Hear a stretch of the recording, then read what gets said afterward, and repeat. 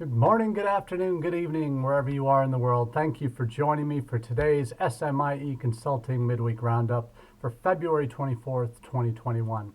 I'm your host, Marty Bennett, and today on the Roundup, we're going to be answering 3 questions we've been hearing from international educators the last few days, and going in depth into those questions and providing some context for how these questions and the answers might impact what we do in international education. It's been an interesting week all the way around with news of immigration legislation being released by the Biden administration through their surrogates in the House of Representatives. We'll talk about that. We're going to talk about international graduate school numbers from last fall and the importance of planning. And we're going to talk about all those in a few minutes, but I do want to give a special shout out to those watching live here on Facebook. Always a pleasure to have you along for the ride as we discuss these important issues of the day.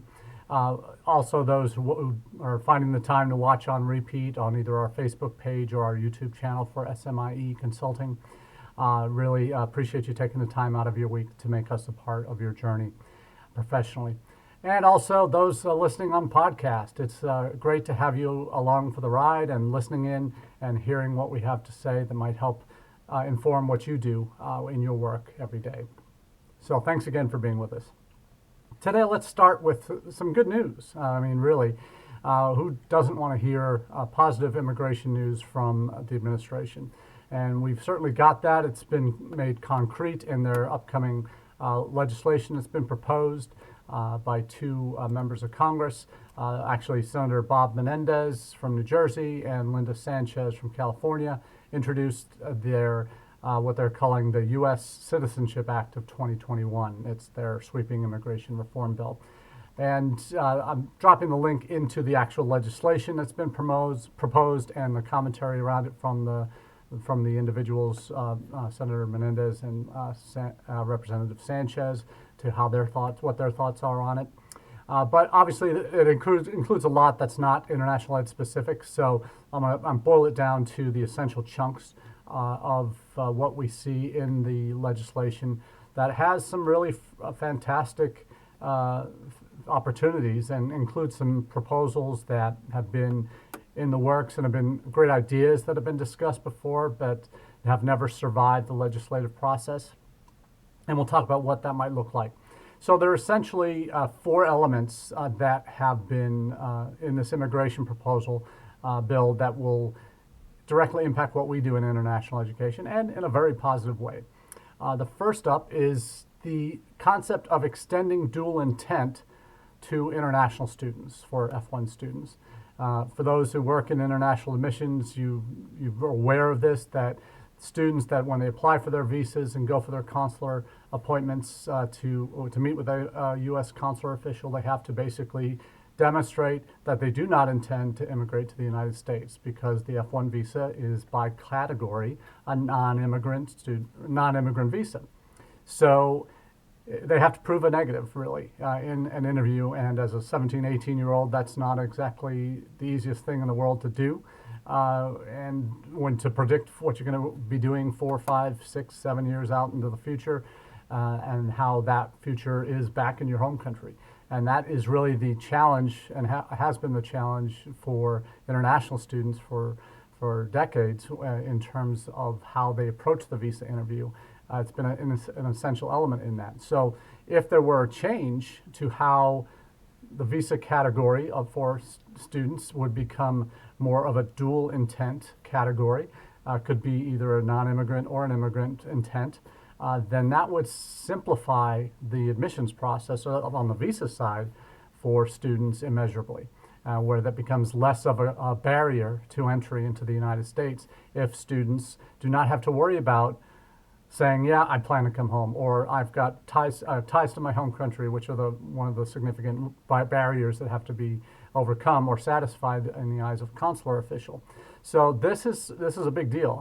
This partially comes out of the need for this extending dual intent from some language from 2007 in the waning years of the Bush administration, Bush 42 or 43, well, anyway, Bush 43, that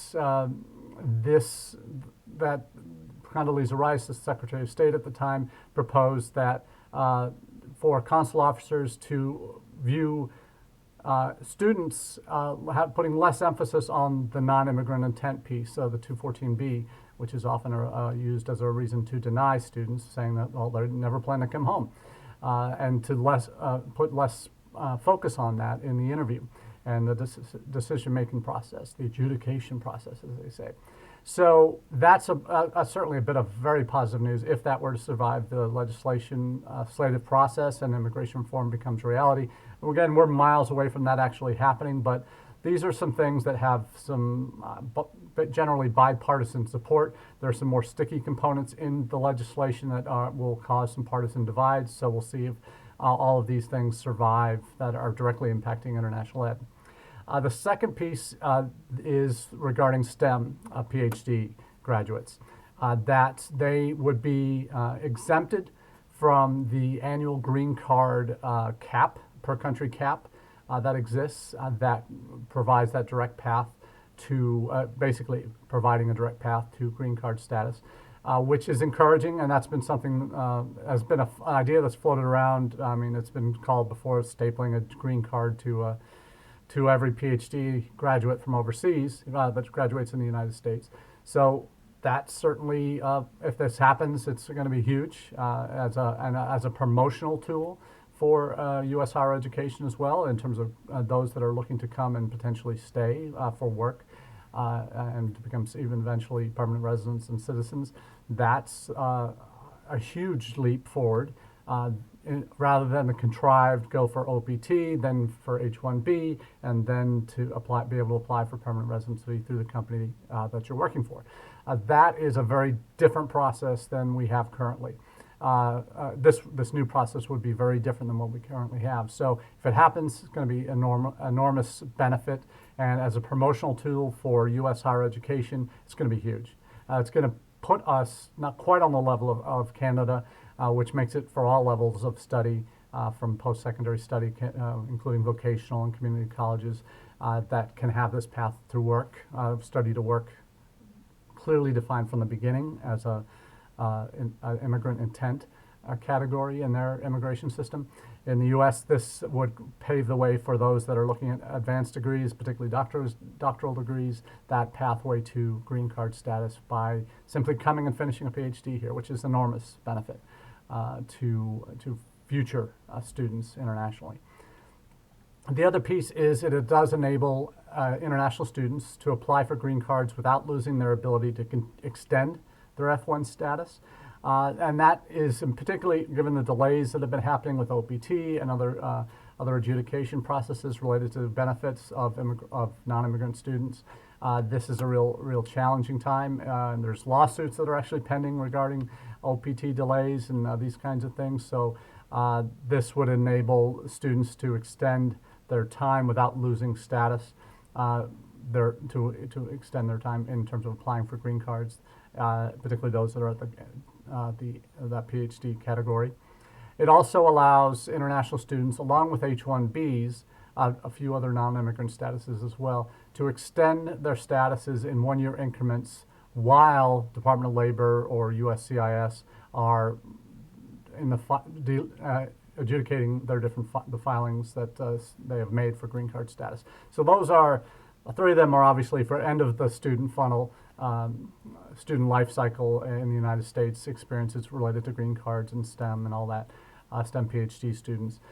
That is something that, though it's at the end of the process, it very much would have front-end implications and benefits as institutions begin to start talking about international education opportunities in the United States and admissions and benefits of study in the U.S.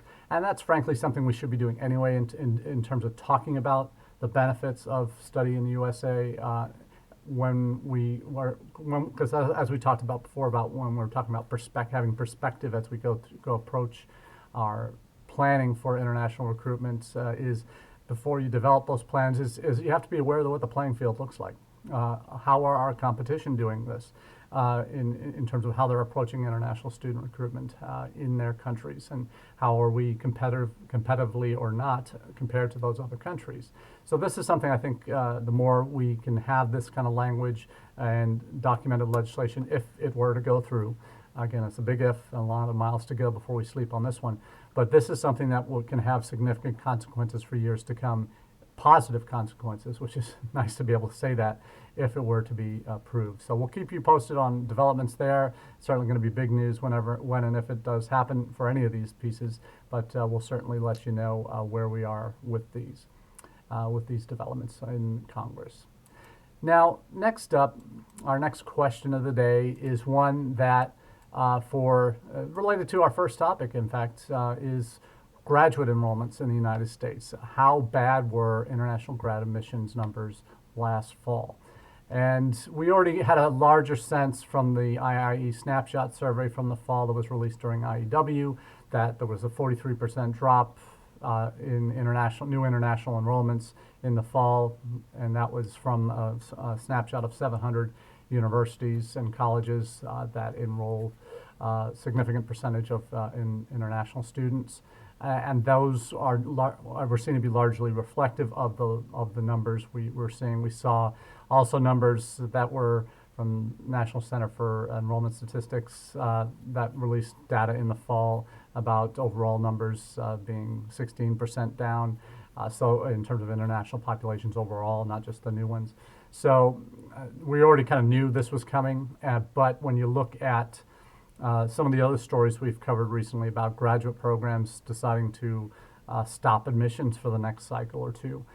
That's for many of those programs, either for declining enrollment reasons or in some cases losing 90% of your new students every year that would have been international in a year. That's a significant dent in your institutional revenue. So the new graduate numbers overall, that was CGS, Council of Graduate Schools survey that was released. New graduate numbers fell, international graduate numbers fell 40%, or 39% actually, in the fall of 2020. So the numbers had risen modestly before the outbreak, application numbers had, but the enrollment numbers were down significantly. And what often gets forgotten in this entire mess of enrollment numbers being down and how badly affected the United States was by coronavirus in terms of a lot of the blame being placed on the Trump administration, which is there's a certain percentage of it that would have shown up earlier in terms of, frankly, lower applications. So I think what we saw as a result this fall was cannot be laid solely on the foot of the Trump administration. They didn't help, but certainly the reasons why we didn't have significant enrollments this fall, past fall 2020 from internationals, we've talked about this before, is down to, frankly, the lack of U.S. consulates and embassies that were open for business, even for emergency appointments, which many are doing now. But many were not open for business for students to apply for visas. Even if they wanted to come, they couldn't. So that's the real rub here in this issue. And so it is a blip, frankly, in our and the nadir, frankly, of international education in the United States. It's about as low as we could go, conceivably, in the bigger scheme of things in the 100-year history of international students coming to the United States. This is something that they've been coming for longer than 100 years, but for the recorded numbers that IIE has been tracking. And we see with this report from CGS that for graduate programs, the lack of international students had a more significant impact because for many programs particularly STEM programs in graduate schools, international students make up a huge bulk of that. And the largest drops come from the two countries that, no surprise, China and India, that make up the largest percentage of well over half of all international graduate students in the United States are from those two countries. And some of those losses were more than 50% in those STEM, science and engineering graduate programs. So There's going to be a bounce back this year, no doubt about that. I think application numbers will rebound. Enrollment numbers will certainly go up. They can't go any lower, frankly. And the doors will be open as more embassies reopen and consulates reopen for regular service, and particularly in the summer months when the greater majority of international students that come each year will go for their visa appointments June, July, and August. And that will give us a much better reflection of where we are as a country in terms of our overall trends. If we see a 2020 blip and we're on back on an upward trend for 2021 and beyond, I think that's going to certainly those numbers are going to certainly be more revealing. And I have no doubt they'll be better than it can get worse than what it was last fall. But when you look at some of the issues related to graduate enrollment here, and we've talked about the STEM issues, we look at trends we've seen over the last 4 or 5 years, actually, frankly, ever since STEM OPT was introduced in 2008, when the extra 2 years of optional practical training were added in for students that were in these STEM programs.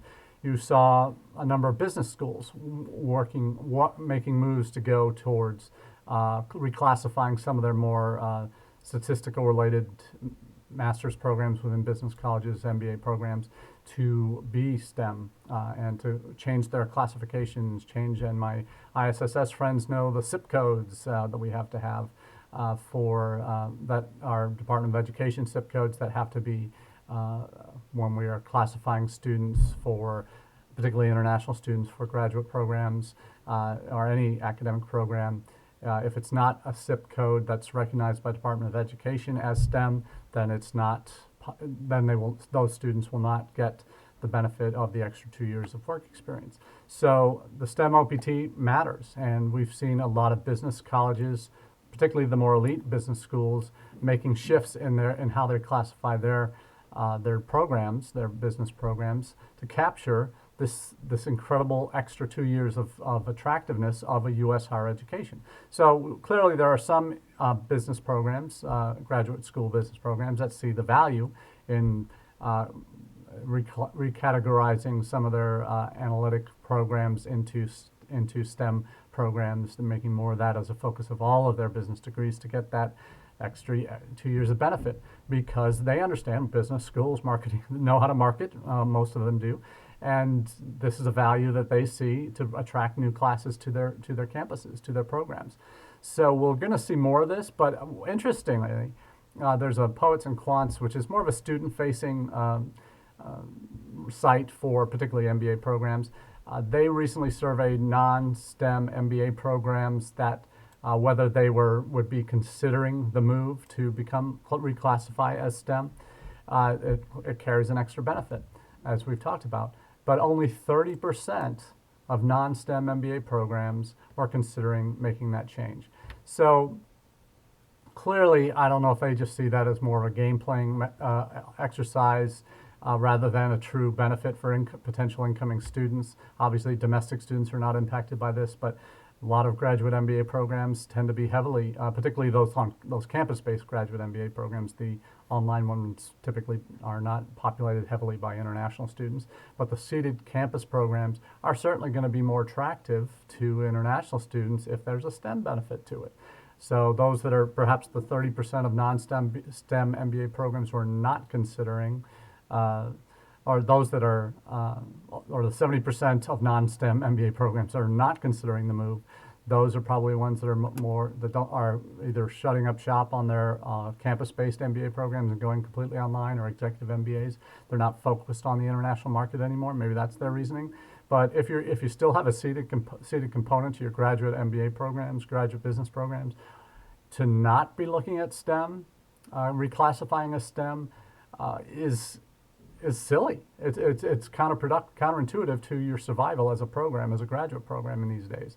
So if you have that seated program, again, not everybody does. There are a lot of prominent programs have been going more all exclusively online. So this is going to be a real challenge moving forward. But it's an opportunity to reclassify and to make yourself more attractive to overseas audiences, which can make up a large percentage of your population if you market it right, if you plan right.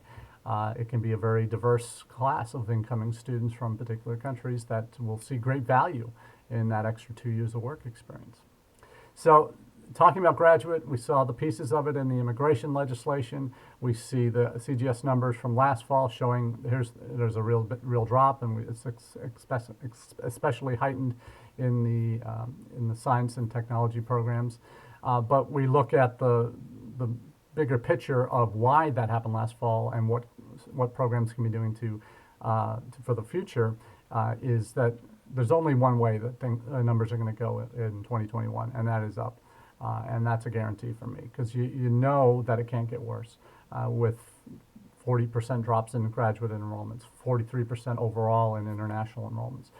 That's a significant chunk, and that was because 90% of embassies and consulates weren't open, and it was physically impossible, particularly in top sending countries, India, China, to even get a visa appointment. So we're going to see a rebounding. There is that pent-up interest we've been talking about for months, and it is going to manifest itself in fall enrollments. That's just going to happen.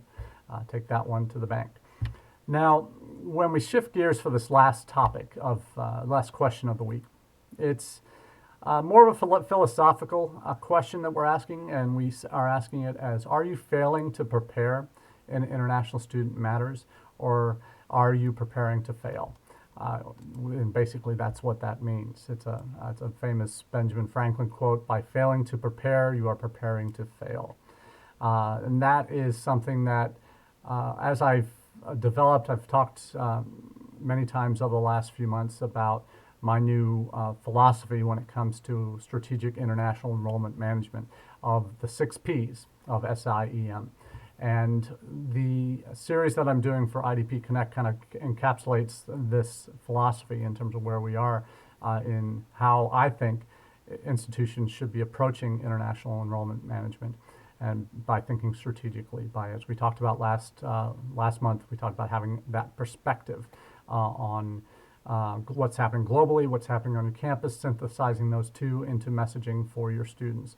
That needs to be a foundational piece to anything you do, international student recruitment. And not just the recruitment piece, but also the student experience throughout their time on your campus, not just from basically prospect to alumni, not just prospect to admitted or enrolled. The focus should be, with enrollment management, this is a concept that's been around since the 70s, mid-70s, when it started at Boston College. It's a philosophy that is very much data-driven.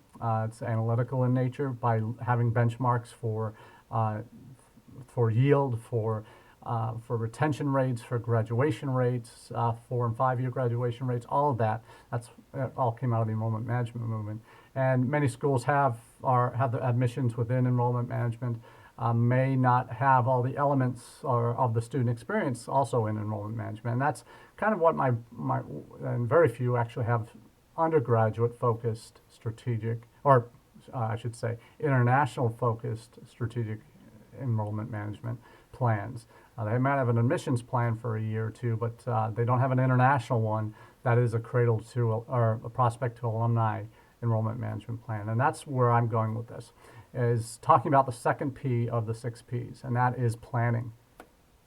And in my most recent article for IDP Connect, I talk about why planning is so invaluable in taking a big picture view of how your campus views international students. And again, it's not just our international enrollment numbers in the strategic plan for the institution, and if they are, then you build your enrollment management plan for international around that, at least on the front end. But you're also talking about the student experience, and should be talking about the student experience. I'm doing some work with some colleges now that are trying to put together a plan. They have a strategic plan for their institutions, but are trying to do something specifically around international. And what that means, it's not an easy process, frankly, because when you look at the way the student experience is divided up on many campuses, you're going to have admissions in one area, you're going to have student services in another, you're going to have financial aid, student employment in another, you're going to have registrars, you're going to have career services, you're going to have alumni, potentially in 4 or 5 different areas or under 4 or 5 different VPs on a given college campus. So when that happens, there oftentimes tends to be a siloed approach to student services the student experience. And that presents a real challenge for a smooth transition for students throughout their time on your campus, before they arrive to after they've departed and become alumni, of understanding who do I talk to for this, where do I go for that, and an understanding on campus that when you talk about enrollment management and services that are provided, to make that a seamless transition from application to enrollment to advising to accessing student services to involving yourself on campus to preparing for jobs after graduation to becoming an alumni and what that means. And being tracked or even known by your college as an alum when you go back home. That's something that I think so many colleges don't really get and don't really plan for when it comes to an enrollment management plan for international students. They might have it for overall students, but there's so many issues international students face that the general strategic enrollment management plans do not have. They often get missed or swept under the table or paid short shrift. So for what I talk about is in my article, and when I talk about planning, the importance of planning is taking a multi-year approach, taking a multi-level approach, where you're working not just with admissions, you're working with student services. Those are the first two, if you don't have both of those working together, then forget about the rest. If once you start with those two and you can add in campus professional development, career services, whatever that office would be named on your campus, and add in alumni. Those two, career services and alumni, tend to be the parts of that international student journey that are the least well connected to the overall experience. Because in the end, you want your students to be successful. You want them to get jobs. You want them to be, when they become alumni, to be great representatives of your institution and people that you can call on for testimonials, for being involved in admitted student events if they're back home. All of these things that's if you're doing it right and you have it well planned and you have those features built into your plans, that can only help you on the front end. And it's like we were talking about with the green card issues, that if this immigration regulation gets passed, this bill gets passed, and what that will do, because even though they're back end benefits, what that's going to do for the front end recruitment piece. And that's what we're talking about when we're talking about planning here, is having that kind of full cycle approach to prospect through alumni and everywhere in between, having a plan for that experience and leveraging different components of that plan to make sure that they're all pointing towards international student success model. And whatever that looks like on your campus, it's going to be different for everybody. But by using some basics that most of us who've done a strategic plan will know, is you got to have your goals, measurable goals, specific goals, achievable goals, realistic and time sensitive goals, SMART goals, really, which we've talked about before. And this approach is not new, but it is something that precious few colleges are doing well internationally. And this is a way that you're setting yourself up. If you've got institutional targets that say, all right, if you're fortunate enough to be at a campus that values international enough, where it says, okay, we want to grow our international presence from 1% where it is now to 5% in the next 5 years, what does that mean on your campus? You have to go up 1% a year. Year 2, you need to be at 2%. Year 3, 4%, 3%, whatever the measures you decide internally you need to be at, that's where you want to be moving towards. So that is going to impact what you do in terms of, all right, there's the goal. How do we build back year 3, year 1? Where do we need to be in our recruitment planning to achieve that goal? And again, multi-level, multi-year approach. Then also, it's got to have eventually when you have incredible data sources available, and I've talked about those in the past. I won't go into those now.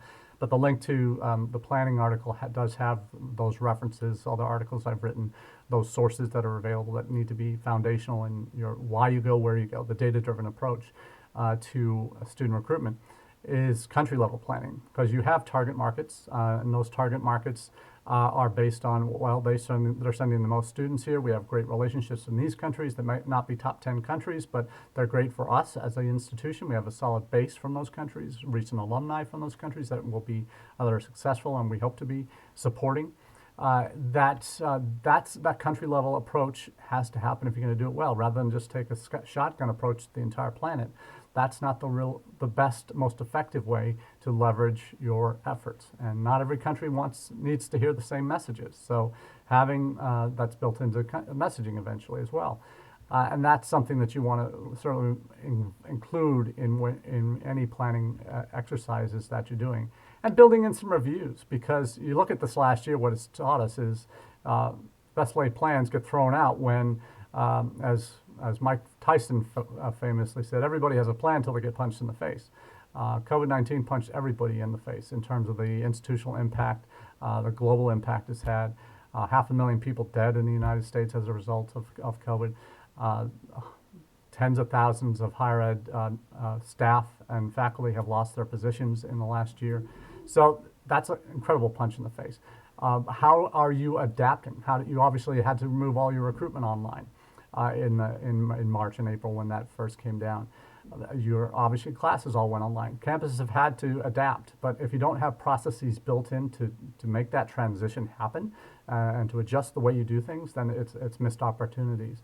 And one last piece that related to this on how significant COVID-19's impact has been on international ed. You look at companies that have done tours or recruitment events, physical recruitment events for years.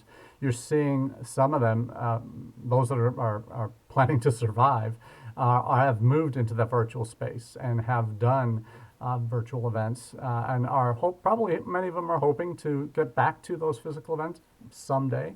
Don't know when that's going to happen, but you look at a company like FPP, EduMedia down in Latin America. They have now made the commitment. They just had a PI webinar last week that they are no longer going to do physical events when and if they can return to that. They've gone all in on virtual, and they've developed their own platform to make that happen, to provide the kind of experience that will be, in their minds, economically more viable for students, environmentally and time-saving benefits for the campuses are going to be, that's their model moving forward. They've ditched in-person events in the future, even after it's okay to do them again. And their approach has been it's maybe not the most responsible thing to do anymore. So we'll see how many other institutions make those decisions. We'll certainly talk more as those develop in the months and weeks to come. But for now, I do want to say thank you to everyone who's taken time out there the week to listen in or watch on repeat or live the Midweek Roundup. It's a real pleasure for me to be a part of your weekly edification in international ed and sharing our thoughts on what's going on. And we'll certainly be in touch in the weeks and months to come on next steps for a lot of these major issues. So until then, have a wonderful week, and we'll talk to you soon. Cheers.